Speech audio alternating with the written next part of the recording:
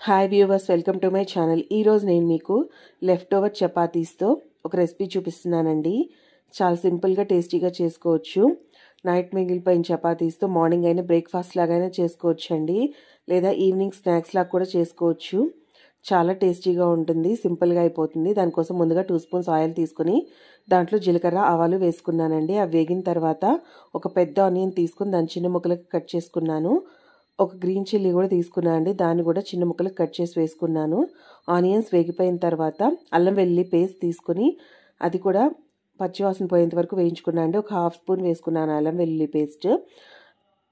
తర్వాత టొమాటో వేసుకున్నాను అండి, ఒకటి పెద్ద టొమాటో చిన్న ముక్కలకు కట్ చేసి వేసుకున్నాను. ఇక్కడే కొంచెం సాల్ట్ వేసేసుకున్నాను టేస్ట్కి సరిపడినంత. తర్వాత కొంచెం కారపొడి వేసుకున్నానండి. గ్రీన్ చిల్లీస్ ఆల్రెడీ వేసుకున్నాం కదా, దాన్ని బట్టి వేసుకోండి. కొంచెం పసుపు, ఒక 1/2 స్పూన్ జీలకర్ర పొడి వేసుకున్నాను, ఒక 1/2 స్పూన్ గరం మసాలా, ఒక 1/2 స్పూన్ ధనియాల పొడి వేసుకున్నానండి.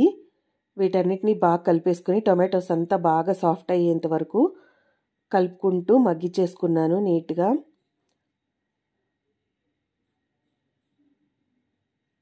మూత పెట్టేసి మంచిగా మగ్గించుకోవాలండి, మధ్య మధ్యలో కలుపుకుంటూ. చూసారు కదండి, బాగా సాఫ్ట్ అయిపోయింది టొమాటో. తర్వాత ఒక 1/2 లెమన్ జ్యూస్ పిండుకున్నానండి. టేస్ట్ బాగుంటుందండి, చట్పట్గా అనిపిస్తుంది మనకి ఆ పులుపు అది తగలడం వల్ల కూడా. అదంతా బాగా కలిపేసుకున్న తర్వాత ఇలాగ చపాతీలని ముందుగానే తుంచిపెట్టుకున్నాను. ఒక 3 చపాతీ తీసుకున్నానండి నేను, దాని క్వాంటిటీ చేశాను. మొత్తం బాగా కలిపేసుకుని ఒక 3 మినిట్స్ మగ్గించుకుంటే సరిపోతుందండి మూత పెట్టేసి. ఫైనల్గా కొత్తిమీర వేసేసుకొని కలిపేసుకుంటున్నాను ఒకసారి. రెడీ అయిపోయిందండి, చూసారు కదా. ఇది లెఫ్ట్ ఓవర్ చపాతీస్ అనే కాదండి, చపాతీస్ చేసుకున్న తర్వాత కూడా ఇలాగా చేసేసుకుంటే చాలా టేస్టీగా ఉంటుంది.